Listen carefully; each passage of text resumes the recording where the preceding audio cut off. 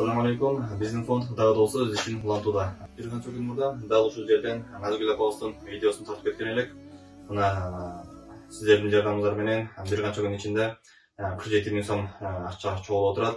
Биз баардыгын сиздердин чогулган толук акчаны биз Назгүл апабыздын өз колуна тапшырып беребиз. Бул сизге карапайым элден чогулган акча. Колумда күчү жок. Карапайым элден чогулган акча. Рахмат ушу элиме. Рахмат ошолот. Бар болгула иман болуп, жүрөгүңөргө иман толуп, Аллахым жакшылыктарды силерге көргөлөп, дайыма Аллахым сүйгөн жакшынакай инсандарынан болуп өсө бергиле. Амин. Рахмат. Амин. Айтканыңыз келсин. Силерге да рахмат чуркап.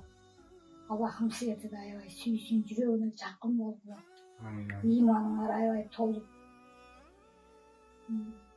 жакшы инсандардан болгула. Ушундай инсандар көбөйө берсин ушу жерибизде, элибизде.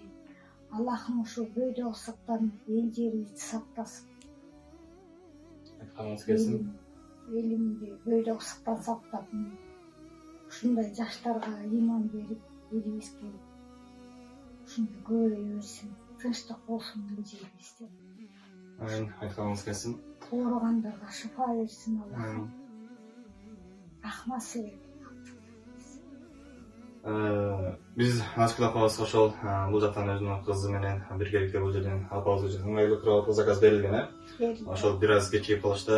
Алардын буюрса жакында ошол апабыз үчүн биз айткандай кроват ыңгайлуу бир керебет келет. Берген садакаңыздарды, нафакаңыздарды Алла Таала кабыл кылып, акыретте тоолой сооптор менен берген болсун. Күнөөлөрүн кечирсин.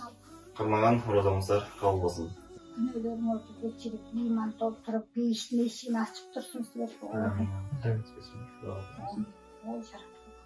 Ушуларга жолун түз кылып, иман толтуруп, жүрөктөрүнө ден соолук берип, ушулардын өмүрүн узун кылып, эки дүйнөдө бактылуу болушун жараткан Аллахым берген ушу акчалай берип аткан, жардам бергендерге да теп четте жүрөт, ошолор да бөйдө ысыктан аман болушуп, ден соолукта болсун. Рахмат.